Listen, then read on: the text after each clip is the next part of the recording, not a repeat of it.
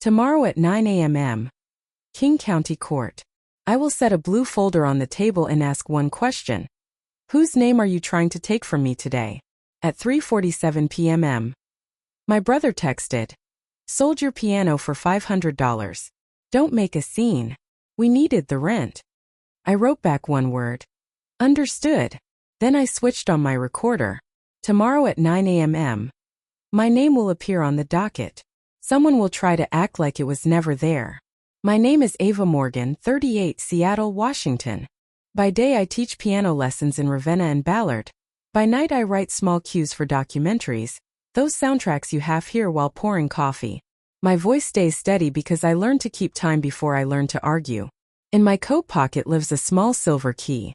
It winds my grandfather's metronome. It winds me. The text was about a 1928 Steinway Model B. That instrument lived in my parents' split level in Tacoma for 3 years, because my house runs too dry in winter and too sticky in summer. I promised that piano it would never suffer either.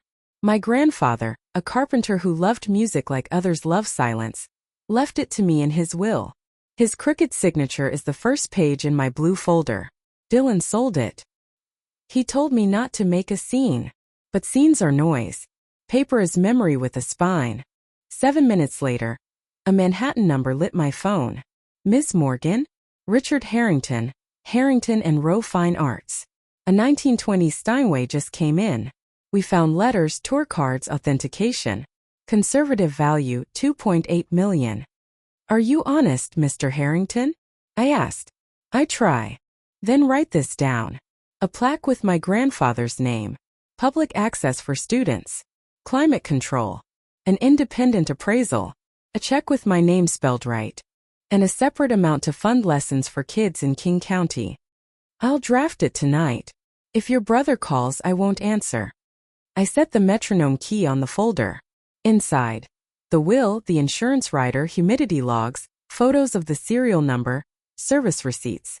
One photo shows my hand with a small birthmark near my thumb. The same mark my grandfather had. Signatures live in ink and in skin. That night I drove to Tacoma. The house smelled like pine cleaner and drip coffee. Where the Steinway once stood was a bright rectangle of rub-thin hardwood. Empty space talks if you let it. My mother clutched a mug with both hands the way she holds guilt. My father hid behind the finance page like numbers could shield him. Dylan stood at the window with a beer, trying to look like he had made a decision instead of a mess. Who did you sell to? I asked. Harrington. Some gallery guy. He was fast. You barely played it here. I set the folder on the kitchen table and tapped my recorder. Say it again, Dylan. You sold something that wasn't yours. He smirked. We needed cash. Your family. Family asks. You took. My mother whispered. We didn't know it was valuable. You didn't want to know, I said. That's different. Tomorrow at 9 a.m. A judge will ask why I put the recording on speaker. My phone buzzed. An email from Harrington. Contract attached, terms accepted, payment on signing. I turned the screen toward Dylan. He read the numbers aloud, hoping they'd change in the air. This is a joke. This is the price of your rush. He tried sorrow. I'm being pushed out of my apartment. I just needed a breath. You could have texted me that. Instead you sold my name. The doorbell rang once and quit like a plan that lost nerve. A man in a dark jacket stood on the porch, folder in hand. Not police. Not courier. The kind who comes to say, we can undo this quietly. I opened to the chain. Who are you with? Appraisal. About the piano. I raised my phone camera. All communication in writing. This house records visitors. He left a card on the mat. On the back in pen, don't delay. Polite threats leave oily fingerprints when you file them right. I slid the card into my folder. My father finally lowered his paper. Honey, can't we handle this as a family? As a family was yesterday, I said. Today is the law. Tomorrow at 9 a.m. A judge will see that card and know what side of the glass my brother chose. We sat in silence. Family silence is still speech. It tells you exactly who they can afford not to hear. My mother asked, what will you do with the money? Keep my promise. The piano will live where people can hear it. The plaque will carry a carpenter's name, and children will sit where history breathes. Not a page moves without my signature. Dylan stared at the floor. So you'll take everything? I'll keep what's mine. You already took your share. $500 and a lesson you didn't want. Rain tapped the awning. The metronome key cooled in my palm like a coin waiting for its verdict. Let me call him back, Dylan pleaded. I'll say it was a mistake. We'll fix it. Too late. Tomorrow at 9 court. If you show up, come with truth. I carried the folder to my car. The porch camera's red dot blinked steady. On the passenger seat, empty space where the bench once lived. Empty space speaks. It marks the moment someone decided your thing had more value in their hands than yours. Tomorrow at 9 a.m. I will place the metronome key on the judge's table. And when she asks whose beat it keeps, I will answer. The one who keeps the rhythm keeps the right.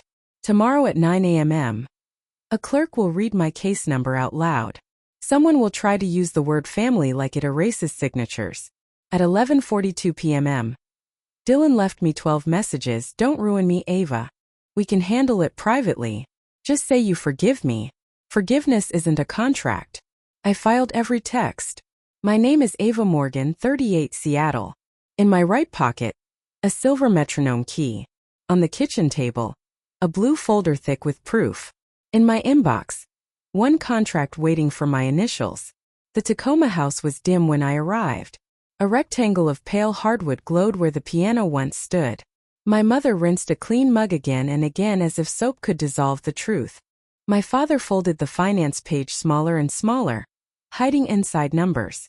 Dylan paced, beer in one hand, phone in the other, thumbs sending apologies to strangers. Sit, I told him. I set the folder on the table. The metronome key on top looked small but final. Who did you sell to? Harrington. Some gallery guy. He was fast. We needed rent. You weren't even playing it here. You sold what wasn't yours because you thought I was safe to steal from, I said. I tapped my phone. The red dot glowed. Say it again for the record. His jaw tightened. We're family. Family asks. You took. Tomorrow at 9 a.m. The judge will ask who had title, not who had keys. I opened the folder. The will with my grandfather's slanted signature. Insurance rider. Humidity logs. Photos of the serial number. A letter that still smelled faintly of orange soap. Paper in a straight line is louder than anger. The doorbell rang once and stopped. Through the peephole, the man in the dark jacket, folder in hand. Beside him, a woman with a see-through umbrella and shoes polished like signatures. They didn't knock again. They just waited. All communication in writing, I said through the chain. This home records visitors. The woman slid a trifold through the gap. I photographed it and let it fall. Even polite paper can threaten. Back at the table, I pulled out a sheet I had printed at 5:10 a.m. 2 columns. Column A, what I had spent: humidity control, insurance, tuning, delivery, bench repair. Column B, Dylan's withdrawals from our parents' account, cigarettes, online betting, a transfer to Roy. A silver chain now hanging on his chest. Pick a column, I said. Either way, you learn to add. He laughed once and couldn't finish the sound. You made a spreadsheet on me? I made a trail. You make trails when you expect to be lied to. My mother whispered. We didn't know it was worth so much. You didn't want to know, I said. Her hands tightened on the mug. My father folded the newspaper again, smaller wall, weaker wall. Tomorrow at 9 a.m. I will initial every line that protects children I haven't met yet. Midnight came. Dylan's texts multiplied the way unpaid bills do. You don't have to ruin me. Let's fix it quietly. He called Harrington 6 times. Left 3 voicemails. Wrote urgent. Cancel sale as if subject lines were spells. Harrington answered with 1 line. Purchase lawful. Direct all further contact to counsel. Attached. The contract waiting for my pen. I slept 3 hours on a couch that hummed with silence. At dawn I stood in line at a downtown bank. A man in scrubs counted his shift hours under breath. A woman stacked tip money in small piles.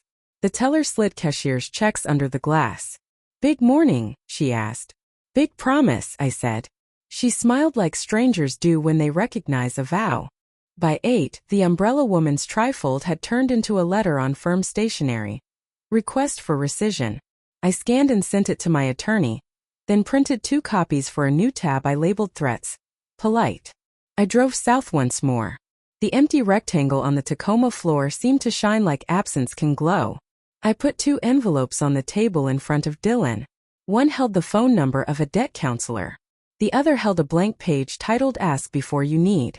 Pick one, I said. He tried a smirk. So you're rich now? Throw me a rope. Borrowing has a question mark. Theft has a record. The porch camera's red dot blinked steady. Outside, the jacketed man pretended to check the weather. Inside, my father lowered his paper at last. Honey, can't we handle this as a family? As a family was yesterday. Today is the law. Tomorrow at 9 a.m. The clerk will call my name. Dylan will learn what the word conversion means when a judge says it. I left Tacoma in silence. On I-5, the sky shook off rain and tried out light. My phone buzzed, an email from my attorney. Notice to appear. Attached were photos, audio, and the will. Efficient. Precise. Mercilessly calm. Back home, the doorbell's red dot showed 3 visitors. 2 neighbors with casseroles and questions. 1 relative rehearsing sympathy she didn't mean. I printed each still and slid them into public noise. At 11:09 p.m. Another email. A foundation I'd begged for grants before. We saw the news. If you're building a scholarship, we'll match up to $250,000 this year. Their logo was neat and blue. Their conditions reasonable. I thought of 11-year-old hands that might sit at a bench without shame. Tomorrow at noon, that agreement will sit beneath my grandfather's will. 2 pages that rhyme without ever touching. Just before sleep, the porch camera caught it. A key scraping at the deadbolt. Testing. A shadow that didn't knock. Silence withdrew. The metronome ticked once on its own, like a wrist remembering how to move. Tomorrow at 10:15 a.m. A yellow school bus will stop in front of the gallery. A dozen kids will press their faces to the glass and stare at the Steinway my brother sold for $500. They won't know yet that its plaque carries my grandfather's name. At 7:42 a.m. My phone buzzed with a new filing. Challenge to will, Morgan versus Morgan.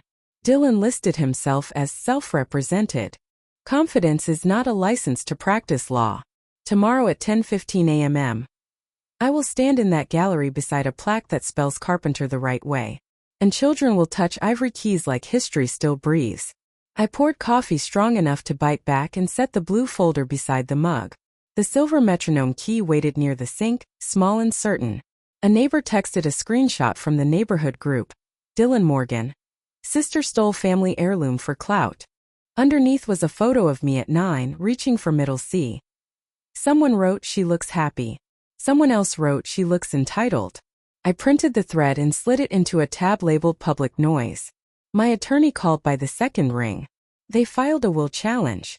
It's scaffolding built of feelings. We'll knock it down, but we'll need your mother. She told me last night, I said. It wasn't Dylan's idea. My father told him to sell it fast and deal with me later. Then we'll need him too. Bring the folder by 11. I'll fold their story into your proof like egg whites into batter. Light, but it holds. At the mailbox cluster, one white envelope waited. My mother's handwriting small and tight. Inside, a thin sheet folded twice. My grandfather's slanted hand. Ava, if our family forgets what belongs to whom, remember. Paper is a promise to the living. I trust your hands. The page smelled faintly of orange soap. I slid it into the folder behind letters. Paper thickens resolve. Tomorrow at 10:15 a.m. I will read that line aloud, not to the press, but to children who have never touched a real piano. Back in Tacoma, my mother opened the door holding the same mug. Cracks in the glaze a little deeper.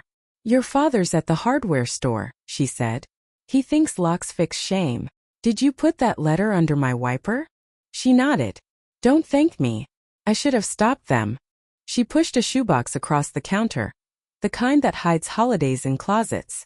Inside, receipts, church bulletins, a Polaroid of the piano arriving, my grandfather's hand on the lid like a benediction. Beneath it, a pawnshop card with Dylan's name in angry blue ink, dated 2 months before the sale. He's been trying to cash out for a while. she whispered. My father returned carrying a bag of deadbolts. He set it down and picked up the Polaroid like it could defend him. I told him to sell. I thought you'd forgive. You didn't think, I said. Thinking leaves a trail. You just wanted a quiet fix. He held a screwdriver because men who feel small like tools. What happens now? Now you tell the truth. And you stop calling silence love. On I-5 North, the rain gave way to light. At my attorney's office, the air smelled of printer heat and peppermint tea. She spread my documents across her desk. Fan-like cards. We'll respond with the will, the insurance rider, the serial photos, the audio, the new letter from your grandfather. There we didn't know becomes your they didn't ask. What about Dylan's neighborhood posts? Perfect. Pattern of pressure. Keep screenshotting. Judges don't like mobs that think comments equal claims. At the gallery, the climate room held steady at 68 degrees and 45% humidity.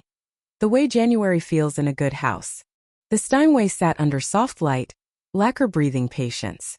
A curator lifted the bench lid and revealed a nest of papers. Tour cards, carbon copies, a French letter signed by someone history remembers, a pencil with teeth marks that belonged to anyone. In the corner, a metronome without a key.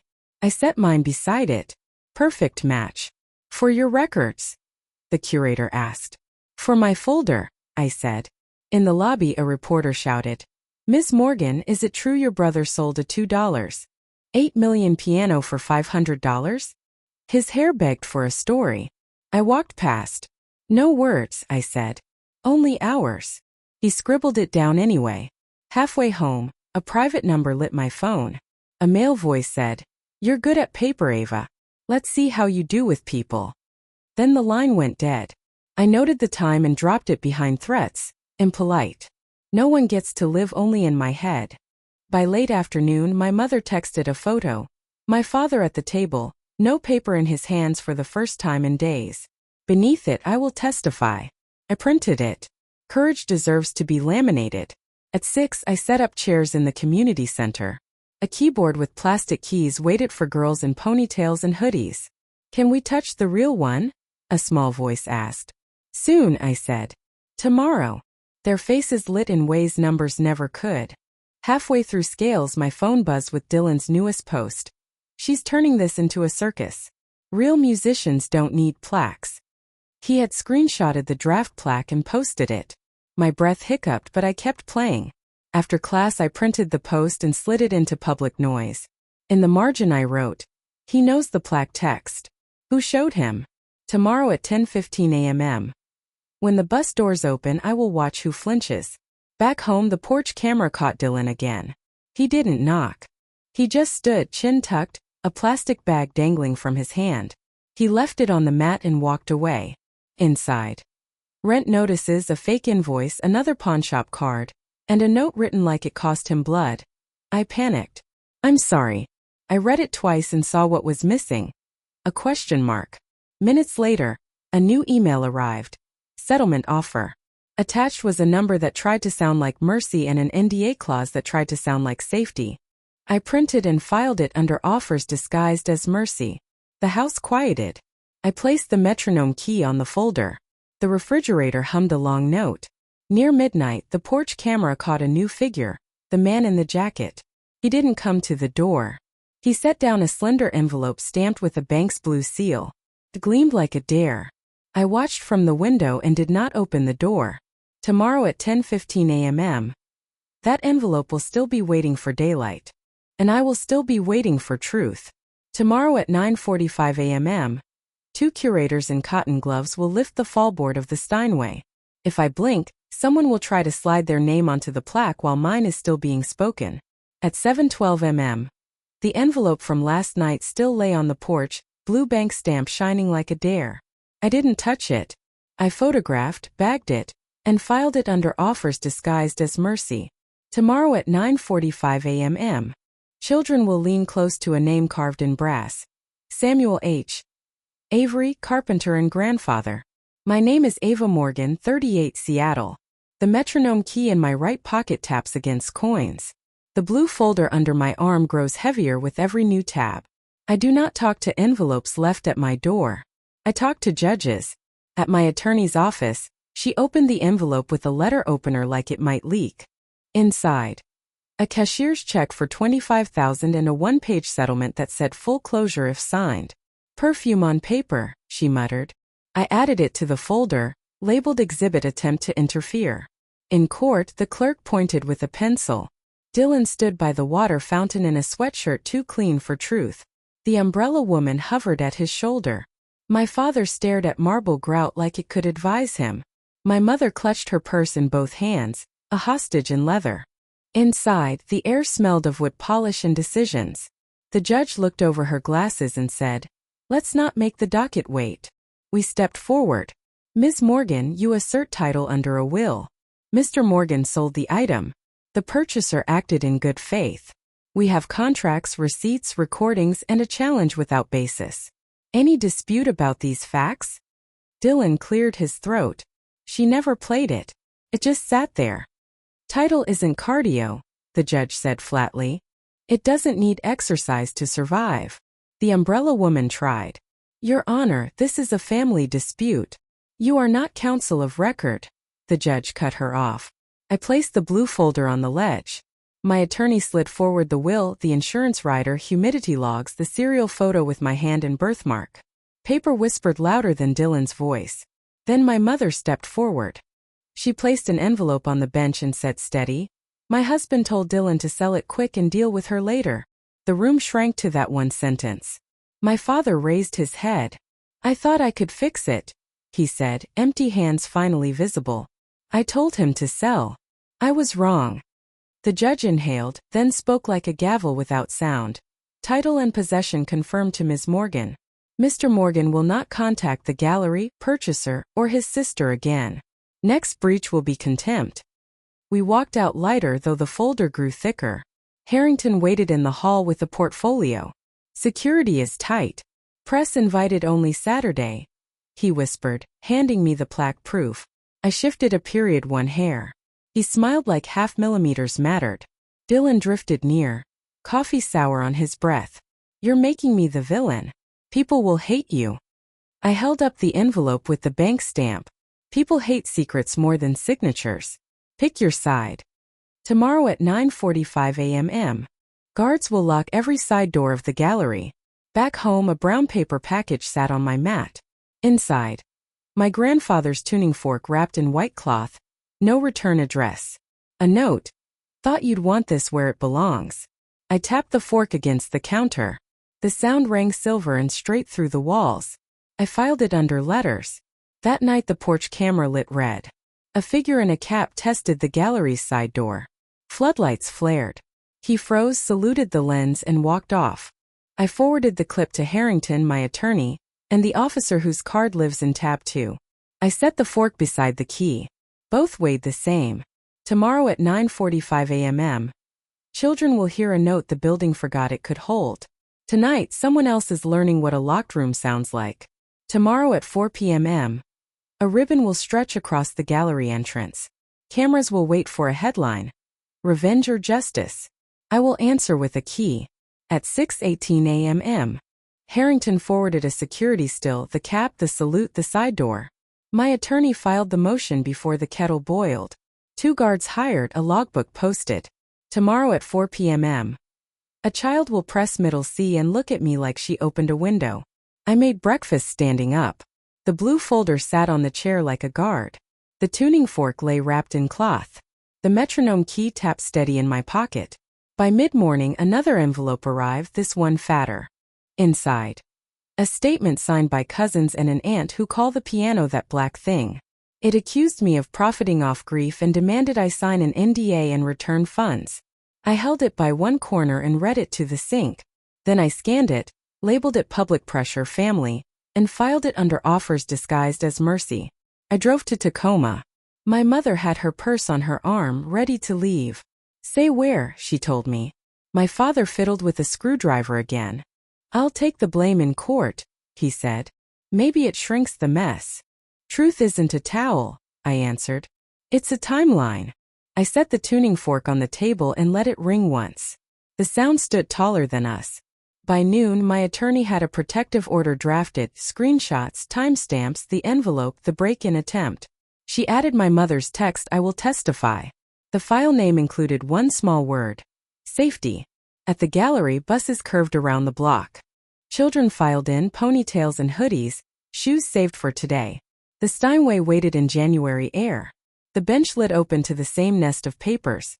Tour cards, carbons, French letter, pencil with teeth marks. The keyless metronome glinted. I set mine beside it. A rhyme in metal. The kids leaned forward, whispering. One girl touched the plaque with a fingertip and stumbled over Carpenter. "He built," I said softly. "And he listened. Tomorrow at 4 p.m. That plaque will be read aloud to strangers." Halfway through Scales, my phone buzzed. A local blog headline. She turned a family heirloom into content. They stole Dylan's photo of me at 9 and plastered it online. I didn't read comments. I turned to the waiting girl. "Left hand first," I told her. She nodded, struck the key, and the room sounded right again. After class, a reporter in a red blazer asked for a human angle.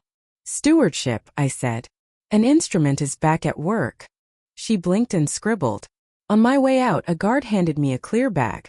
Inside, a cheap copy key and a note in block print: "You can't lock out family." I photographed, bagged, filed threats. Impolite. Back home, the porch camera showed 3 visitors. 2 women from church with a covered dish. 1 neighbor rehearsing concern. Dylan too, empty-handed. I didn't open. Silence behind glass is safer than talk on a mat. Evening slid in with the smell of rain on warm concrete. The foundation emailed again. "We saw the blog. We're still in. Can we announce after the ribbon?" I typed yes. "With student hours first. At 7:31 p.m. Another stunt. A burner account posted a fake sign-up link for my free lessons, caption funded by lawsuit payday. My inbox filled with bots and noise. I shut it down, exported the list, and filed under public noise. Then I called the community center to move registration to in-person with ID. "We'll adapt," the coordinator said. Dinner was pasta eaten standing. The tuning fork tapped true on the counter. My mother texted. "He keeps rewriting the apology. What should it say?" I typed back. "End with a question mark. Ask for nothing." She sent a photo of another note in my grandfather's hand. "Keep your name tuned. Tomorrow at 4 p.m. I will read that line into a microphone and pretend my voice is only mine. Near midnight, a final text arrived from an unknown number. "Return funds. Remove plaque. Indy. Final offer." Attached was a photo of the plaque with a red X over my grandfather's name. I stared until the X looked like lipstick instead of a cross. Then I filed it. I set the metronome key beneath my pillow, the folder by the door. The house held still, listening. On the sidewalk, Dylan stood, hands in pockets, looking at the house like a dog at a door it used to be allowed through. He said something the camera didn't catch. Then he turned away. The red dot stayed lit. The house stayed shut. And the key stayed with me. Tomorrow at 4 p.m. The ribbon will fall, cameras will click, and children will hear the first note of a piano my brother tried to erase. Someone will attempt one more interruption. They always do. At 7:03 a.m. My attorney called. "They filed a restraining motion against you. Claim harassment, defamation, undue influence.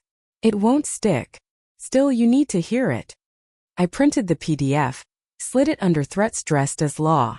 Tomorrow at 4 p.m. When I stand with scissors in hand, I will know whose fingerprints stain every page. Breakfast was toast eaten in silence. The folder sat upright on the chair like a bodyguard. The metronome key rested on top, light but absolute. The tuning fork lay wrapped in cloth, ringing still in my head. By 9 o'clock, a courier dropped a brown envelope. Inside, copies of Dylan's neighborhood posts stapled with cousin signatures. In the margins, someone had scrawled, "She's cashing in on grief. Don't let her shame us." I scanned and filed it under public noise. At noon, my mother called. "Your father wants to speak. He says he'll stand in court." "He already did," I answered. "No, he means with you. In front of cameras. Truth grows stronger when said in daylight." "Tell him yes," I said. "Tomorrow at 4 p.m. I will not stand alone." By 2 o'clock, Harrington texted a photo of the Steinway under spotlights. The plaque gleamed like water. Samuel H. Avery, carpenter. The bench shone polished, waiting. I saved the photo in a new folder, Arrivals. Half an hour later, another threat. An email from a burner address. Pull plaque or someone pulls power tonight. Attached. A blurred image of the gallery breaker box. I forwarded it to security. We'll add another guard, Harrington wrote. No blackouts here. 3:10 I drove downtown. Rain flicked the windshield like nails. The street outside the gallery buzzed with reporters and umbrellas. Inside, a row of folding chairs held children in bright coats, knees jittering. I walked past them with the folder against my chest. Backstage, my father stood stiff, hair combed like apology. I was wrong, he said, voice breaking. I told him to sell. I thought it would disappear quietly. I didn't think about your name. You thought silence was love, I answered. He nodded. At 4 o'clock sharp, the ribbon stretched. The judge from yesterday stood with scissors. Harrington on her left, my attorney on her right, me in the middle. My father one step behind. Dylan outside the fence, hood pulled up, eyes darting. Flashbulbs popped. The scissors cut. The ribbon fell. Applause rose, children pushed forward. The first girl climbed onto the bench, touched middle C, and the room swelled with a sound older than us all. Reporters shouted questions. Was it worth the fight? How much money changed hands? I held up the key. Paper keeps promises. Keys keep time. This was never about price. Dylan shouted back. She stole family memory. Security stepped closer. The crowd pressed phones higher. My father said into the microphone, I told him to sell. I was wrong. Ava kept the promise. That's the truth. The room tilted. The air steadied. Later, children lined up to play one note each. Each sound was small, but together they made something whole. My mother sat in the back row, purse still in her hands, but her eyes steady on the plaque. At 8 p.m. Back home, the porch camera caught Dylan again. He left nothing this time, just stared at the door, fists in his hoodie pocket. He said something the mic caught. This isn't over. Then he walked away. Inside, I placed the key and the fork side by side. 2 small pieces of metal, weight enough to anchor years. Tomorrow at 8 a.m. Dylan will decide if he wants contempt of court. Tomorrow at 8:01 I will already have filed. Tonight, the house hummed with silence. The kind earned. But silence never stays long. 3 months later, the gallery hall smelled of lemon polish and winter coats. The Steinway stood under light, plaque shining, children pressing keys with reverence. I sat in the back row, the blue folder thinner now, most tabs closed, some pages donated to archives. Dylan had tried twice more, one fake petition, one midnight visit. Both failed. The judge gave him 30 days and a warning carved in law. He moved 3 towns south. My father visits me weekly now, no newspaper in hand. My mother still carries her purse like a shield, but sometimes she sets it down. The scholarship fund reached $400,000. Lessons filled every Saturday. A girl named Maya, 10, played scales until her hands shook. It sounds like breathing, she told me.